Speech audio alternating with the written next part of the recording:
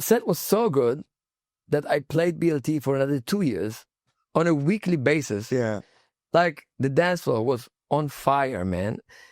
I made mistakes on the biggest stages, and as much as it's unfortunate, it's life. It's life. It can happen. Yeah. It's also does mean that you work, and you did a mistake. I'm noticing this dude with a big yellow bird, furry thing coming through the stage, through the dance floor. But I mean, like quite far away from me, but in the middle of the dance, you're passing from left to right. Yeah. And I'm shouting to the crowd in the middle of the set, I want the bird. It is not always fun. I mean, it's interesting how, but I think it's with every occupation. Yeah. If you're making music, or you're a lawyer, or you're an architect, or anything else, when you do it for 30 years, you must be bored at a certain stage. Yeah. Even though music is very interesting on its own. Join the journey, stay for a while. Hey guys, and welcome back to another episode of KohPhanCast, the official podcast of KohPhangan Island. And this week with me, the one and only, the almighty, perfect stranger, Yuli Fershtat. From a 30 years career as a DJ, music producer, label owner, we sat and talked about music, about performing, about being a human, about what it's like having all this energy around you. This one is a special one for me, and I'm a big fan of the music and the person, and honestly, I cannot fathom that I am at the place that I am. Thank you so much for being here with me, guys. Before we get to the conversation, you know the drill. Subscribe to the channel. Click the bell with the, notifications to receive notifications when a new episode is up. We're growing something big here. I love this energy. Like the videos. Share with me in the comment section what you thought about this conversation. And let's get into it. Enjoy the episode, guys. KohPhanCast. Let's have some fun, shall we? Yeah. Yuli, thank you so much for being here with me. It's a special one for me because I've been following your path in your career for many years now. From, different projects like Perfect Stranger and Yuli Fershtat and BLT, whatever it is that you've done in your career. It always looks so unique in my taste, and I always pictured like the vision that you're going through in festivals and things like that. So again, thank you so much for being here with me. It's an honor for me. Thank you for bringing me here. Definitely. And for the guys out there that does not know you, give us 30-40 seconds. Who are you, mister? Okay, my name is Yuli Fershtat, and I started as making music as BLT, which was some sort of psychedelic trance, I think. You can call it was already a bit different already then. So I started at 97, and by 2004 I had 4 albums as BLT, and I quit the project and started Perfect Stranger, which was just a slower version, I would say, more minimalistic, and joined Iboga Records, and it was an instant success, I have to say. And at the same time, I started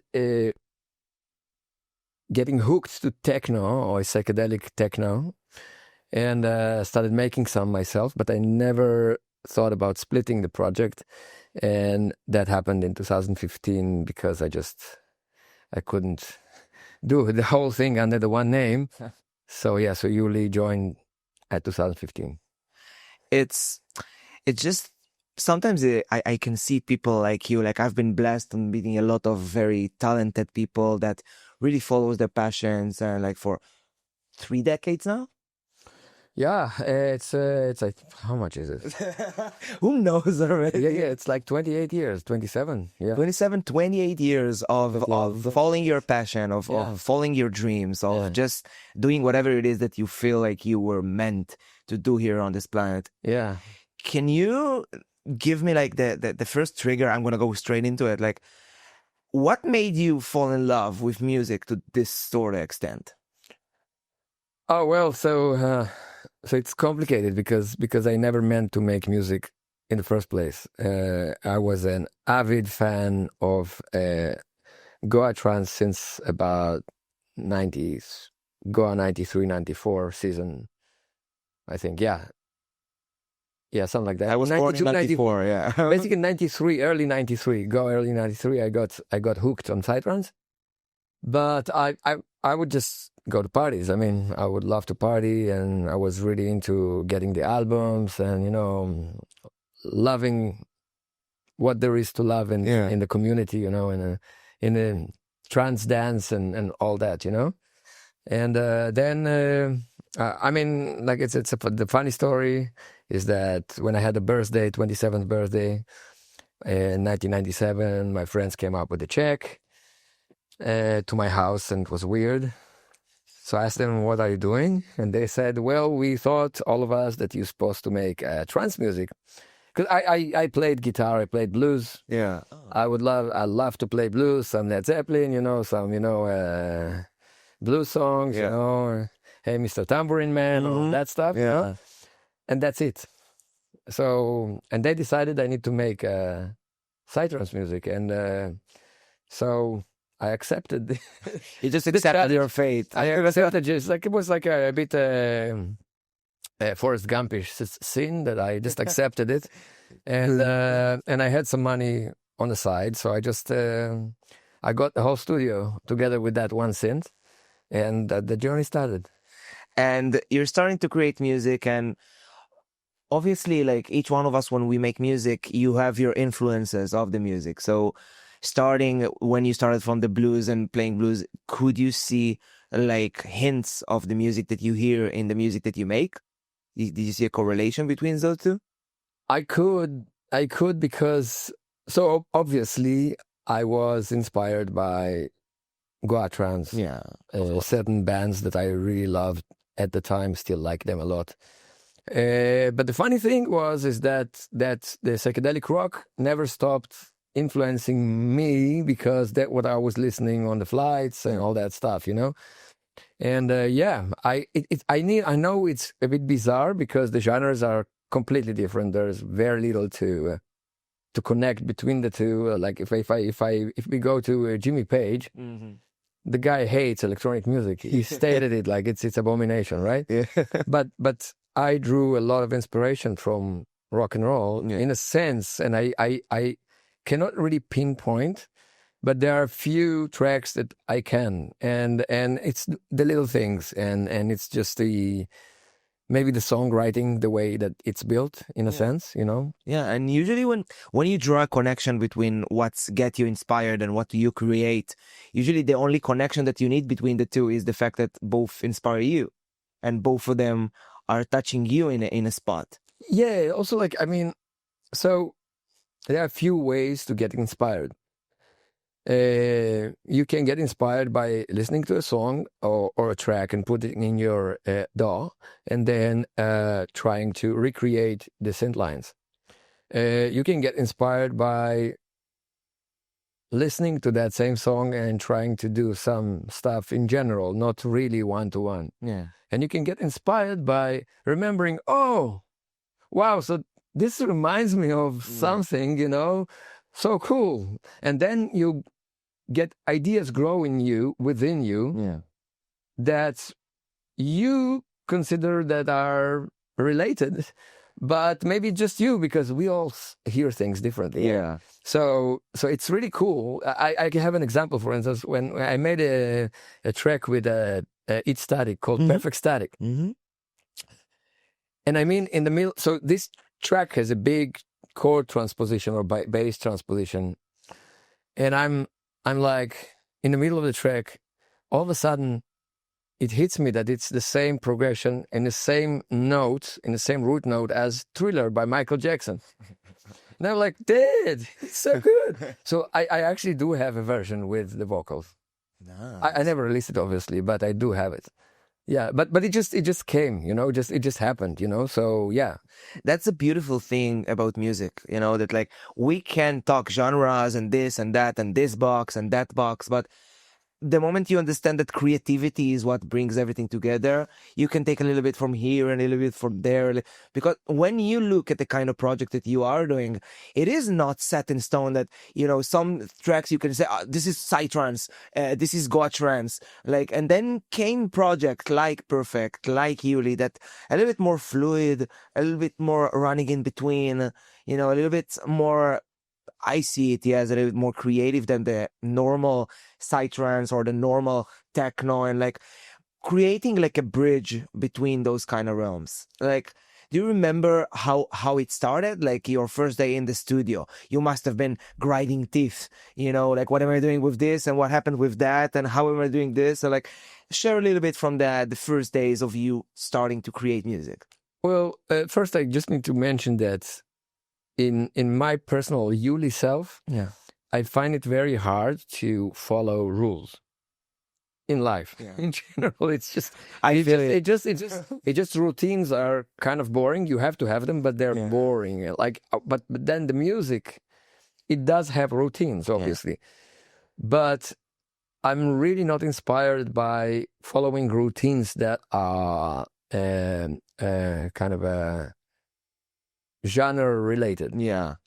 For me it's just hard. And believe me, I tried because I know that it's actually working. People really like to hear stuff within the genre. They like a familiar box. But every single time I tried, I just get carried away, and eventually I can do what my soul desires. That's the only thing I can do. And since that's the only thing I can do, then if I deviate from a genre, then shall it be so? And so everything within my musical creation it is related to this genre or that genre, but normally, most likely, it won't be all related to a same. Myself not operating this way. Because you want to bring yourself. You want to bring. I mean, it's just always getting somewhere else. And I learned to live with it, and it's fine. Beautiful. So regarding my first days in the studio, so even though I did play the guitar, and I have quite a history with music because my mom was professional pianist. Also, my late grandmother was professional pianist. So I was, as every good Russian boy, I was taught to play the piano at the age of 5 and all that stuff, And unfortunately, I wasn't very into it. Also, it was like a mother and son relationship that most mothers, they don't really qualify as good teachers. Not necessarily. Some of them, yes, but without job. But teaching is different than motherhood. Yeah, of course. And I mean, I didn't become a really good pianist, but what I did remember is the theory, which was really important for my trance making, and I never thought it would help me 20 years later. I was 27 years old, but I did remember a lot of stuff from what my mom taught me. I didn't know nada. I didn't know how to make music through computer. I had no idea it could happen, actually. I didn't know what snare was. To that part, and I had the whole studio in the room, not knowing what the hell I'm supposed to do. So basically, I had a lot of free time. I just sat there, and luckily, it was Beersheba, Israel at the time, and we had quite a scene there. There was a lot of underground happening in around 96, 97. There was a band called Peacock. Ella Gutman was living there. She was also a part of Peacock in a way, in the sense that she was married to one of the band members. And one of the other band members was Asiv Matushka, part of Baba Ganushka in Israel. And he already then at 97, he was a techno fiend. He just wanted to mix in the studio. He was all into all the magazines and all into how to mix the kick the best way and all that, And he did not have a studio.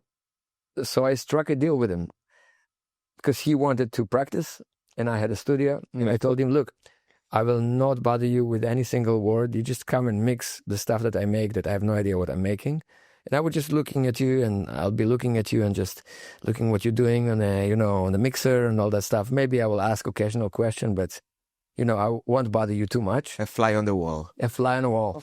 So I was a fly on the wall in my own studio, and so I learned a lot from him. And maybe that's the reason for my early techno tendencies, because Ziv was techno. He was all into techno. Really, he was a techno fiend.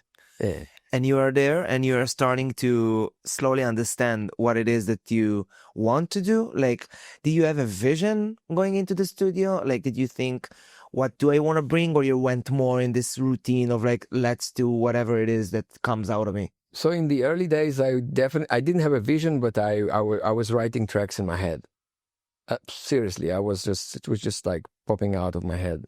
I mean, if today I listen to BLT music, the early one, even also the late one, but especially the early one, I can hear so many amazing moments, but I also hear a person that have no idea what he's doing and how to actually make a usage of those moments in a technical way, in a way like how to mix it properly and all that stuff. But some of the ideas are, like, oh wow, Yeah. Like raw moments that you see like, oh, there's potential in it. Yeah, because it was a really good time as well. I mean it was an incredible time for very special music. I mean, it was a time, to me, again, everyone sees what he sees. Yeah. Right? Or hears what he hears. Yeah. But for me, it was a time when the boundaries were not yet set to genres. And so you could hear a lot of genres within Goa trance. And you could hear albums like Surrender by Chemical Brothers that, dude, what is this? Like there is techno there's Psytrance there's everything you want. Yeah, so many. I sampled so many drum loops from that album, Yeah. And there was like so many inspiring electronic acts that, I don't know. Like Apex Twin and things like that are so all over the place. All over the place. Yeah. And I think that what bound all that together was the genreless. You didn't have boundaries yet set to be like, this was supposed to sound like this and this is supposed to sound like this. Yeah. So everyone was just trying, just doing their best because it was so new, so fresh. So everybody were all over the place, and it was amazing. So there was so much to take. Of course it was, because people let creativity again lit them, like innocence. They don't have 16, No. Like right now, it's like we're in the era of boxes. It's all about what is this thing that I'm listening to, and it's correlating between like music, but also like general aspect of life. Everything's supposed to be something that we are already familiar with, just for us to stay in our comfort zone of thinking the same things, of as long as nothing new comes into my life, I can just stay and feel whatever it is I'm feeling right now. And like in music, you can see especially that like, oh, this is techno. It's not techno, it's indie house. This is trance. I wouldn't call it trance. I would call it, it's so like, it's not objective anymore. And something about the feeling of it is just like, I don't see why putting things in boxes are good for us, because then we get to the point that we already talked about, like techno festivals, instead of like a place to give more wide spectrum of content. Like, why do you think it's going on like that in our scene right now? Like, why is everything so separated in your point of view? I think it's part of the human way of arranging things in any genre or anything, any way. I think it's more comfortable because we have we live in the age. Consider 200 years ago.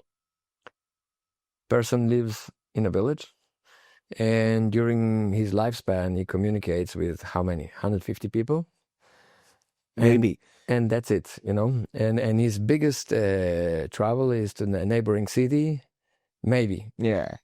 If he got lucky. So I think I saw somewhere some research had been done that in a one given weekend, an average person takes in more data today than a lifetime of 200 years ago of other average person.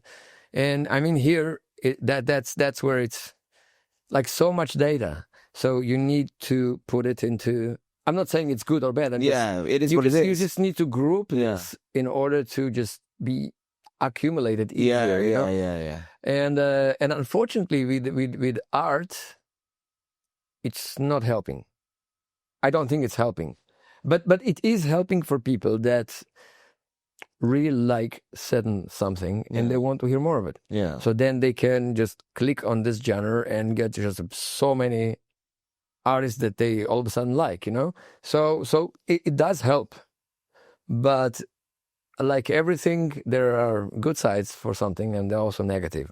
And the negative sides is just basically getting people stuck in a routine that is very thin and not touching other things because people might not like that kind of sound or that kind of drop or that kind of idea, and all that stuff. Yeah.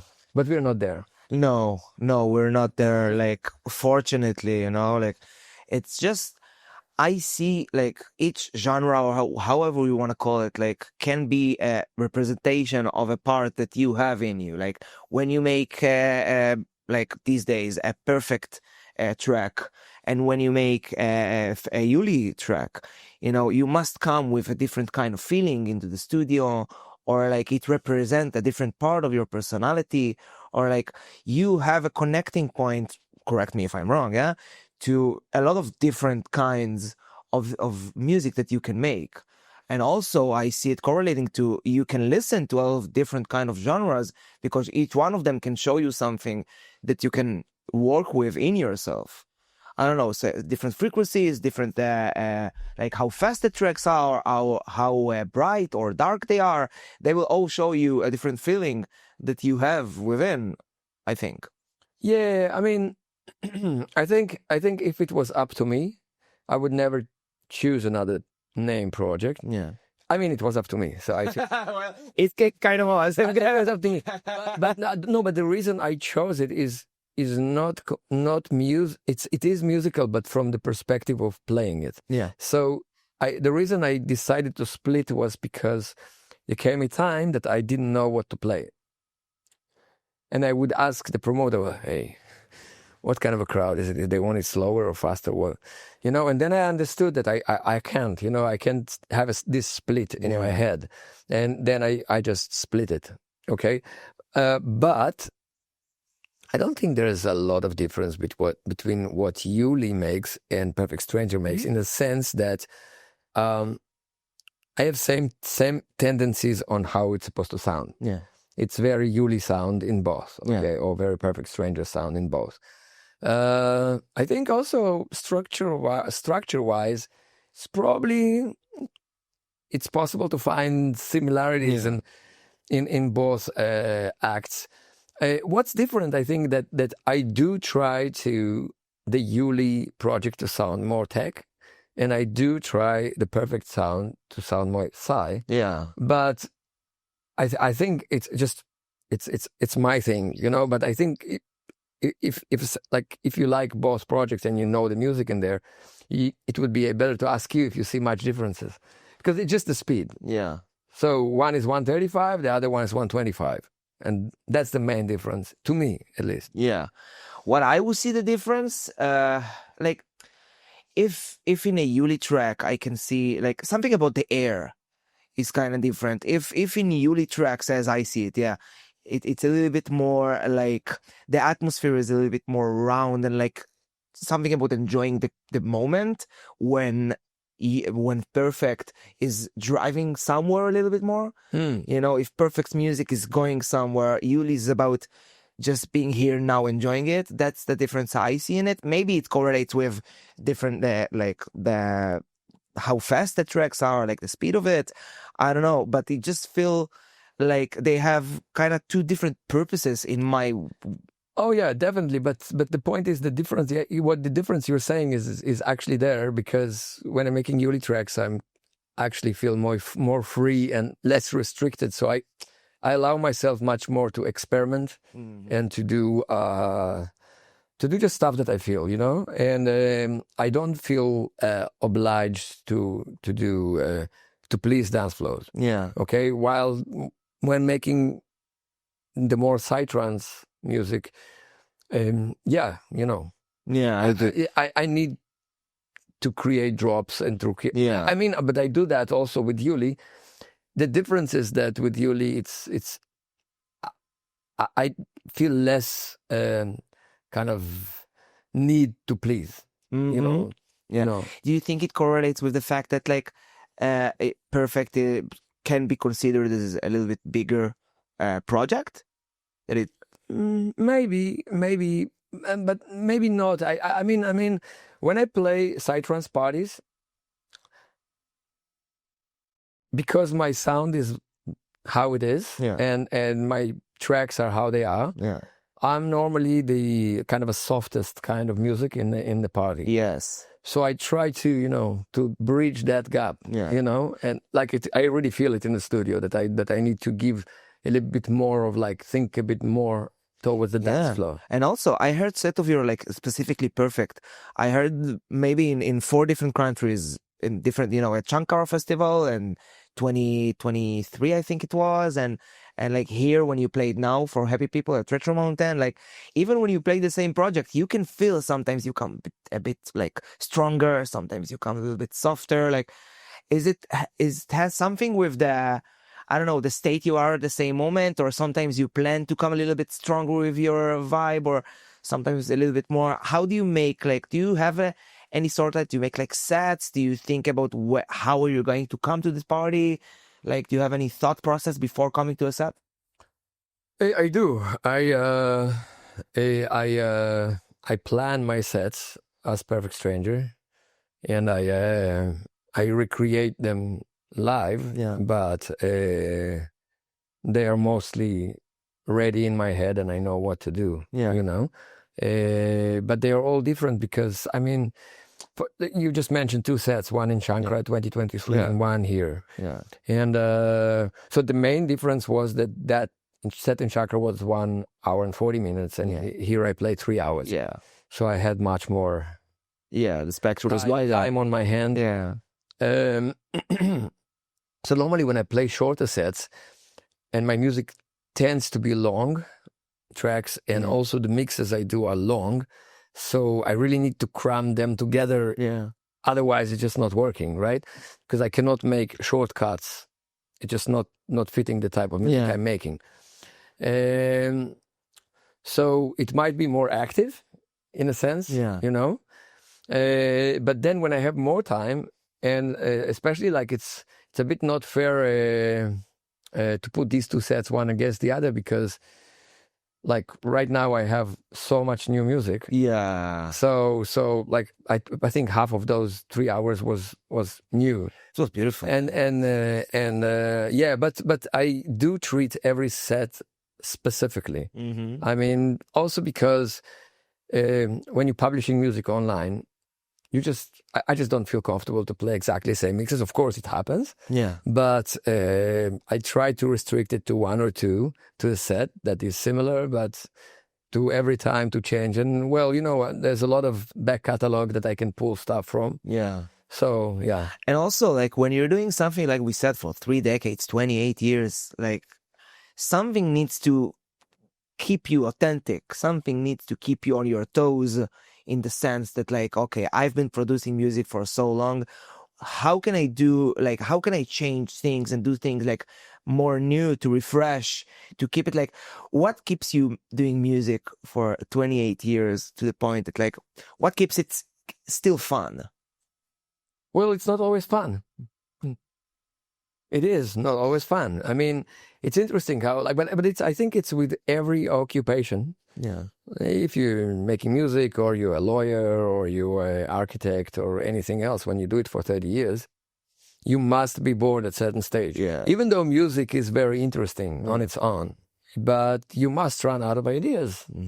At some point, it's natural. I mean, even the biggest rock bands in the world were better at age of 30 than at 50, right? Oh yeah. But here, I think it's first of all, it's a matter of dig deep. I mean, sometimes you sit in the studio and nothing happens. Really, that's how it is.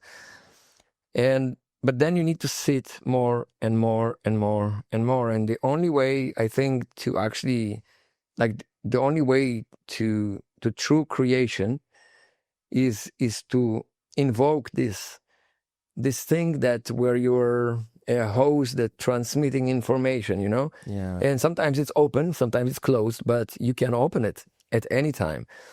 But to open it sometimes takes time. Yeah. And therefore we need just to sit and do it. And for the people out there that are making music, that want to open this hose, what kind of tip would you give them? How do you do it for yourself? Well, it's really complicated because at the beginning it's very easy. It just opens. Yeah. It just opens. Stuff like a track like Audio Soul. It just happened. Yeah. That's it, you know? Yeah. But later, you just try to tap into that energy again. Yeah. And actually, for me, what really helps me to tap into that energy, and I found it relatively late, is to actually recreate the old tunes.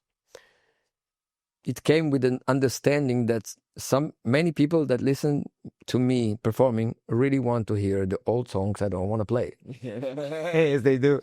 And it happened like quite a few years ago when a fan in Australia, asked me why I don't play a certain track. Aussies are great because they're very straightforward. Yeah. If they like something, they're going to tell you. If they don't like something, they're going to ask you about it. And so that's Ozzy, mate, why aren't you playing this track? And I was like, oh man, it's boring. Like I played it 100,000 times. And then he looked at me and said in a very like straightforward way, but you're not playing it for yourself. You're playing it for me. I mean, we came here waiting for, I don't know how much time, maybe a year, maybe more, to listen to you. Maybe you won't have another chance to listen to you. That's how it works, you know? I'm not from Australia originally, just come there once to play, and not everyone that wants to hear me comes, right? Yeah. So we come to hear you play, and then you don't play your best songs because you're bored. Not cool, man. And then I changed. I understood, but because I couldn't play these songs, not only because I was bored, but because they weren't sounding the way I would like them to sound 20 years later. Yes. I just opened them again and just thank you, Ozzy. But making them again, all these songs. It's a long journey. Like I'm doing it for like last 8 years or something like that. It's amazing tapping into that energy, you know. Yeah. And it helps me with the current stuff that I'm making, obviously. Yeah, you can suddenly get pieces of yourself or your former self and who you it's were. Like looking in the mirror and seeing this young guy, you know? Yeah, exactly. And it's beautiful because then you can bring a new energy that is not only who you are now or who you used to be. It's like a little bit of the addition of both of them, which is beautiful in my eyes. And did anything change in the routine after the Ozzy guy incident? Well, when I'm performing, like tracks, maybe being a little bit more conscious about you being them for them or whatever. He changed everything. Yeah. Yes. I all of a sudden I understood. I mean, I never thought I'm playing for myself. Yeah. But I was lazy. Yeah. In a sense that oh man, this track again, I'm not feeling. Yeah. I'm not feeling it right now. Yeah. But it's not about me. Like to all the performers out there, if you take Led Zeppelin, for instance, they never said, we don't want to play Stairway to Heaven for you. Even a single time. And they did it, I don't know how many times. Yeah, who else? The difference is because they're performing live, and they can do variations, you know? So we cannot. Yeah. But it's not an excuse. And people play your best songs. Yeah. So I just learned how to, like, I made kind of calculation of how many old tracks I will put and how many new ones and how many unreleased ones and so on and so forth. Makes sense. And when you open an old project like that, suddenly there's we lived in 2025, there's a huge debate on like the quality of music versus the amount of decibels you shove in them. You know, this war on volume. Volume war. It's ended. Yeah. It's ended. It's ended? It's Please ended. enlighten me. Oh no, I don't know. Maybe it's not. Didn't happen. No, it's ended. It ended a few years ago because actually YouTube and Spotify, they changed it. They ended it because they now never mind how we squash it. They would reprocess it and put it out in the same loop. So LUF. Yeah. So it doesn't matter how much you squash it. Of course, we squash it. yeah. No, I mean, but here, you know, it's ended. It ended, but it didn't end. Yeah. But it was much worse. It was 5 much years ago. worse. It was much worse. Yeah. I mean, you could hear some Swedish house mafia music that is just The compressors are just breaking. just too much, you know. But no, it's no longer because most of the people, they stream, Yeah. and the streaming engines, they just reduce, Yeah. and everything sounds the same. Beautiful. Thank you for this. And I wanted to go back a little bit because we cut somewhere at you starting making music, and you started with the guy with Ziv, and then you're starting to play it. You know, guide me through the first gigs of you. As like, how does that feel? I didn't want to play. I'm a shy person. I love to play now. Yeah. I really love this. 30 years later. But back at the day, I couldn't see myself perform, and so it goes like a bit earlier than my synth present. So my mom, my late mom, she died from cancer half a year before that, and I came back from doing what I was doing in Australia to take care of her. And I was with her for the year before. And, you know, I was alone in this world with a granny. Yeah. And I was 26, and it was apparently a big deal. You know, when you were in it, I don't know if you consider stuff as big deal or small deal. You're just in it, right? Kinda. And then when my friends came up with this crazy idea that they should buy a synthesizer, and I bought all the studio, unknowingly, again, Forrest Gump story. Yeah. It was a refuge for me to take all that big deal out of me, you know, in a way that I didn't expect to, you know. But I didn't plan to play it. Taking it out was good enough, you know. So okay. So the story is that's my friends. They weren't just gifting me a synth because they have a hunch. Yeah. They knew me. Yeah. They've been with me in parties. They've saw my body singing the songs, right? They know all the lyrics. Activating the crowd and like working out with the trance crowd, you know, and they saw something I couldn't because I was just busy dancing and doing my thing. Yeah. And in my city, people knew me as I was kind of like a joker, going to all the parties, having good fun, you know, and so when the rumor started that Yuli is making music, so the Forum, out of all clubs, so to those that don't know, Forum is probably the longest standing club in Israel. Yeah. I think 40 years? Something like that, yeah. End of 80s, probably, right? Something like that. And it's a huge establishment. I mean, it's crazy. And at that time, they were especially amazing because they had this backyard that nobody knew about, except of the few hundreds people that did. Yeah. And every weekend there was a massive after party there with all the big names in Psytrance and KohPhanCast. That was KohPhanCast, right? Yeah. And it was just crazy. It was awesome and crazy. And then they came over to Yuli and said, "Yuli, we heard you making music. We want you to play on that backyard." And I said, "No fucking way, guys. I'm not doing it. I'm just not doing this, you know." And it wasn't because first of all, I thought the music is shit.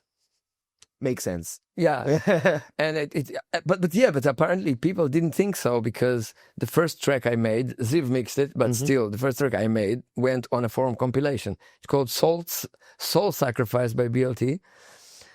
Again, you know, our inspiration, Soul Sacrifice, is a song by Santana, of course, right? Yes, I do. And I wouldn't put it on any compilation, obviously. But again, it was somehow And I had a collaboration with Anortopia, another act from remember this, Beersheba, which was released on Crambo Records.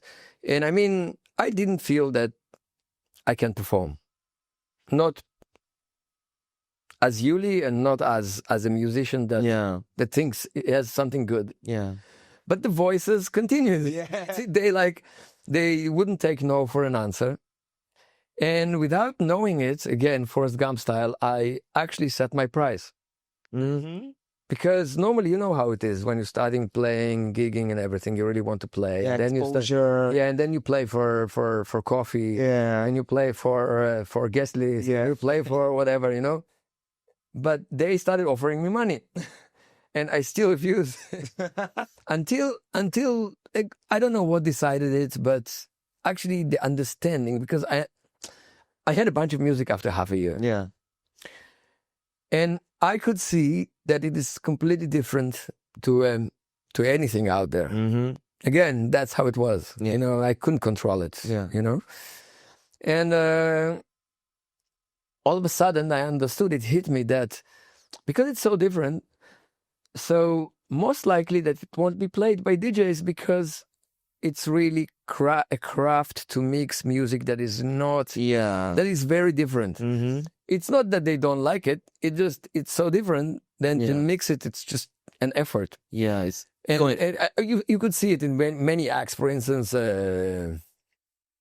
let's say Minilog, the down tempo act of Songkite. They had a very special project. It was really hard to mix it with techno.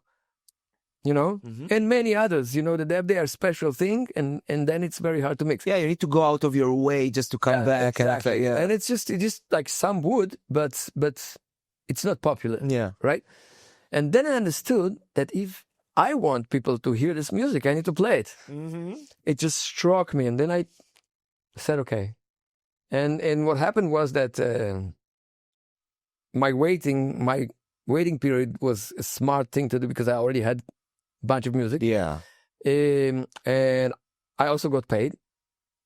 And it set, you know, the things forward, which was really good. And in a way, I was more ready, you know. I was actually ready to do it. Yeah. And it was on that tapes. Oh, shit.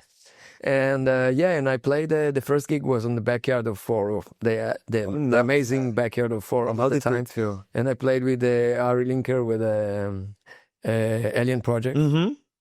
And it was a really good party. And nobody threw tomatoes at me. Well, People liked it. yeah, of course they did. And like, it's only within I would throw tomatoes. Like, I was really nervous, man. I still thought it's no good. But then slowly, because from that moment I started playing everywhere. And mainly not because of the forum this time, but because exactly the same time, my album for Crambo started being ready at the consecutive year, and it reached Shachar from Israel Trance, and then it reached Nadi from Itzik and David and like the Fatzos. They made the parties in the north. And those three guys made the most famous underground events in Israel at that time. And then we met with Nadi in Haifa. Shachar brought me to meet, I want you to meet this special guy. And Nadi just looked at me and said, dude, this is fantastic. And I'm talking about Alchemic Anecdote, the first album of BLT. And I was like, yeah. Okay. And he said, we want to book you for our party. I was like, yeah. Do you? And then there was this fantastic event of 3 days in the northern border of Israel, and Wow. And then it was basically the rest is history. Actually, Yeah.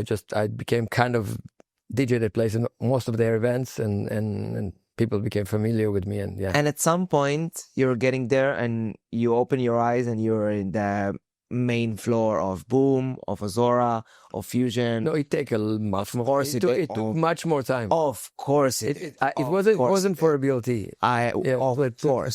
Of course, 100%. But I'm trying to connect like the guy that, you know, the Yuli, the version of Yuli that asked Really? Do you like my music? And the version of Yuli that is standing there and rocking it for 60,000 people. Oh yeah, look, I'm just. It's funny to say it again, like after in the retrospective of 30 years, but I'm really still this shy guy, right? Yeah. And the thing is that, so I don't know if you're familiar with of course you're familiar with Do Festival, right? Of course. But I'm not specific one that got burned in 2006. Mm-hmm. So there was one edition that got burned. So the main stage got just burned. Oh, well. I was sleeping in my car and I was supposed to play in the morning. And so I'm getting out of the car. Strange smell is in the air and I'm walking and no stage, no people. But there's a sound of boom, boom, you know, so I'm continue walking further. So there's alternative, huge, massive dance floor, but really like fringe as fuck, you know, like everything is like this. And I had the set of my BLT life there. I was already quit. I already quit the project. It was 2006. I quit BLT 2004. Set was so good that I played BLT for another 2 years on a weekly basis. Yeah. Like the dance floor was on fire, man. And at the end of the set, and I have a photo to prove it. Fuck. I'm going to send it to you. I'm going to put it right here. And you see a very uncomfortable Yuli looking a bit ashamed as the crowd cheering because I wasn't used to the, you know, to the thank you and hearts and all that stuff. And I was super uncomfortable. Like I just finished and I want to go. Yeah. Just want to get the fuck out of here. You know, and I'm like, what's going on here, you know? I'll send you the I need to find Take your time. and I mean, so it's same Yuli, but it's different Yuli. Yeah. I know what it takes. I know how to act up and to be less my shy self, and you know, and also with all this time, I learned to appreciate what I'm doing through people and through the experiences that we have together. Yeah, and especially so in the last couple of years. Yeah, and you can see like the connection between like so many aspiring and already working DJs are having this thoughts, like their mind is just, it's so easy to go to the worst case scenario and like, oh, I don't want to make a mistake with the mix, or the music is not good enough, or like people need to remember that at the end of the day the crowd wants to see you succeed. They want to see you having fun. They want you to be good at what you're doing. I mean, mistakes are normal. Yeah, we all human. It just happens. I mean, unless you have it ready, and then you'll have no mistakes. Yeah. But seriously, I mean, I made mistakes on the biggest stages, and as much as it's unfortunate, it's life. It's life. It can happen. Yeah. It's also does mean that you work, and you did a mistake. Yeah. And I mean, like last Ozora, I had a couple of them. I'm not proud of them. Yeah. I was lucky to eliminate them in the video. So you won't see them you there. You will never see it. It's gonna die with me. But on the real time, it's like, oh, damn it. But so I heard it from a rock and roll pro. I don't remember who it was. Mm-hmm. You just need to act like everything is super cool at all times. Yeah. I mean, and it is, because it's a part of that. You just turn the switch, do your thing, and go on with it. Yeah. If it's a break, then you just, thank you guys, sorry, you go on. But you just need to project that everything's cool, you know? Exactly, because it is, and so many you can put like the same exact example in just life. You know, because the same person that will say like, oh no, I made a mistake or whatever, it's so life crushing or whatever, will think that also on his life not correlating to music. Like, oh, I'm going to go up to this girl and she's going to deny me so hard. And like, we tend to just think about the worst case scenario always. There is a great speech from Roger Federer, mm-hmm. the tennis player. Yeah. That's speaking about that exactly. And he's speaking about his career. And he's speaking in front of graduation of I don't know, I think he got a professor, so honor or doctor of honor, some like high Honorary. like honorary, yeah. And he's talking about his career. And he's saying, yeah, well, I won so many matches, right, in my career, like 80%, right? Yeah. And I won so many Grand Slams and all that. But do you really know how many single points I won? And he says that I won about 52%. So that means that every single game I took, point I took, I lost one. Yeah. There's one point I lost for every 1 point I took. Yeah. And I just took a little bit more than I lost. Yeah. And the only way to go through it is to remember that the great, amazing shot I made that went in the top 10 of the best shots of the year is just a shot. Yeah. But the same goes for that terrible shot that I lost. It's just a shot. Yeah. And we live the moment. And if you cannot live the moment and go with your empty heart to your next shot, it will never work well. Yeah. It first of all, it's beautiful. And like, there is a practice in this kind of career, as I see it, that like the disattachment from how things supposed to look, supposed to sound, supposed to be handled, like, as let's go a bit into like a digital structure. When did you decide to start creating your own, like bringing your own sound, diving into what it is? Like, how is it like being a label manager, label owner? It takes a lot of time. When did it start? Around 2010. See, so like I started making music as Perfect Stranger in 2005. Yeah.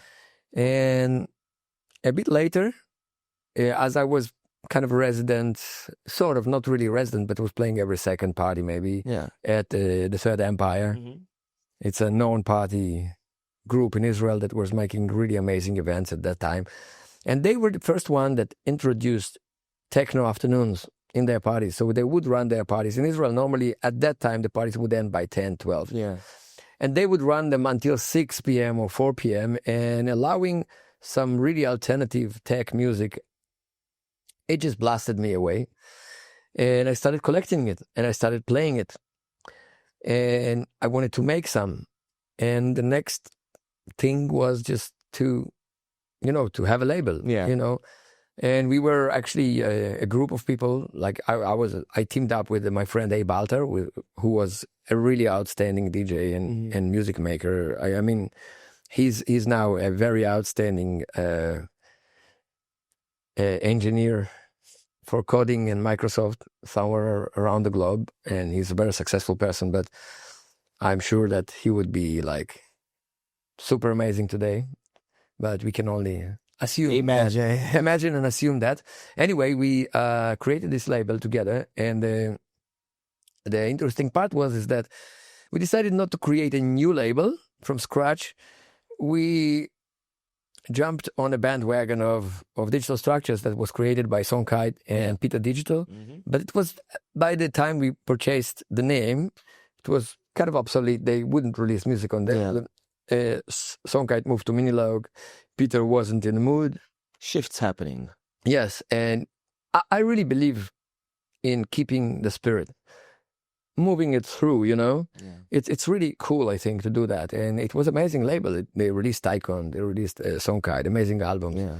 They released, I think, Head Cleaner. No, Head Cleaner wasn't released there. It was the Spiral Tracks, I think. Okay. But they did release some Atmos as well. Mm-hmm. And so they had so much good history with the label. And we just took it to the next phase, right? So we didn't buy the back catalog of the label, but we did buy the brand, and we started from that point making what will become later psychedelic techno, but we never called it. And this specific realm, like that digital structures are like... It was 2010. Yeah. It's... Then and now, like this in-between realm of it's not techno, it's not trance, like the psychedelic techno. I'm going to name drop a little bit these days, people like you and Tom Baker and Louis M. and Greenwolf and Akari System, and like that is showing the in-between realm of what it's like bringing something new forward. You starting to showcase this music. How was the reaction from festivals, from people, from the crowd? I mean, in Israel, we had the best reaction and the best stage. I mean, we were playing it in Third Empire parties. Yeah. Look, by 2011, I was playing almost on a daily basis in clubs in Tel Aviv. Yeah. Really, like I had 5 gigs a week, scheduled easy. Yeah. So it was in Israel, it was very popular, what we were doing. Again, it wouldn't be a morning time Psytrance stuff, right?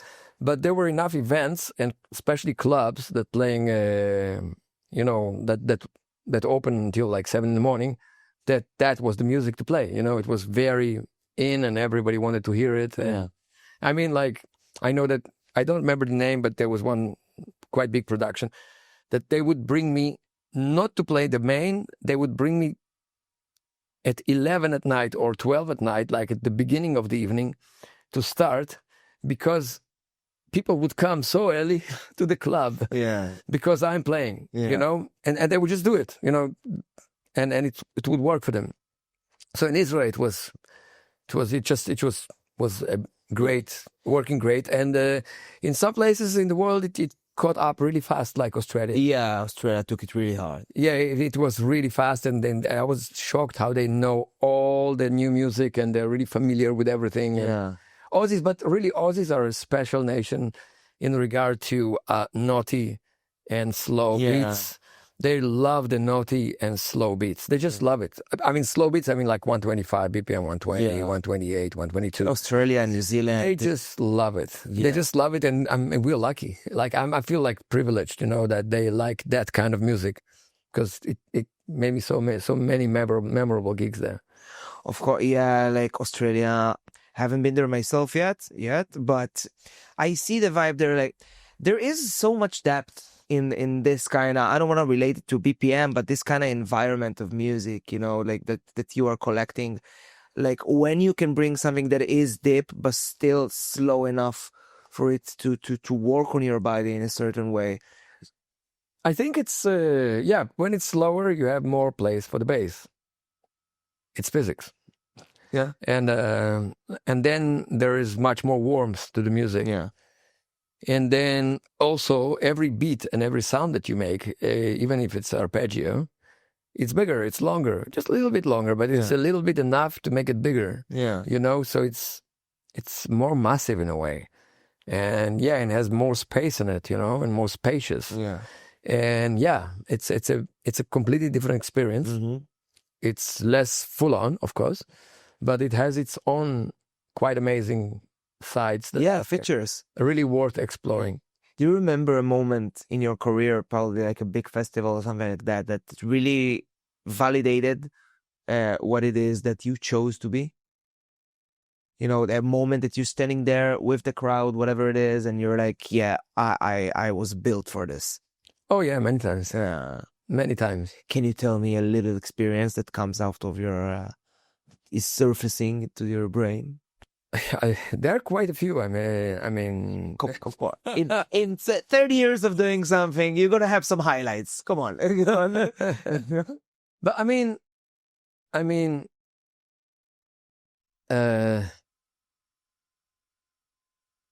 I think Eclipse in Australia would be the most. 2012 it was, and I think my most prominent album already sank in quite well. It was 2008, Free Cloud.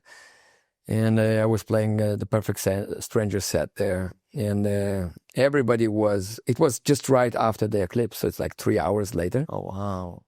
And full dance floor. And you could cut through the energy. It was really amazing vibes. And it was international, which is not very often happens in Australia. Australia is just far, Traveling there is a big deal, but Eclipse is worth traveling for.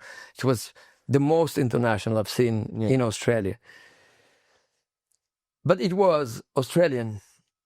And Australian people, like no other, they really naughty. And they really like to take a piss of each other and have fun with each other.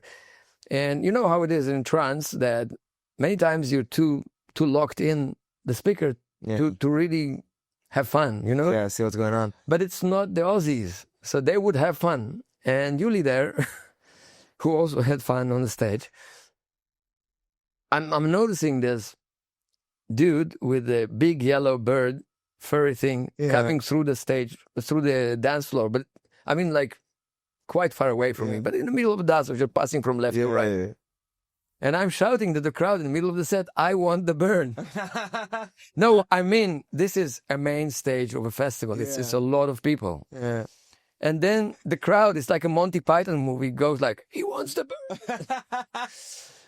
And then they start pointing at the guy, and they open like this corridor. Oh, shit. And the guy comes with the bird, mounts it on the speaker.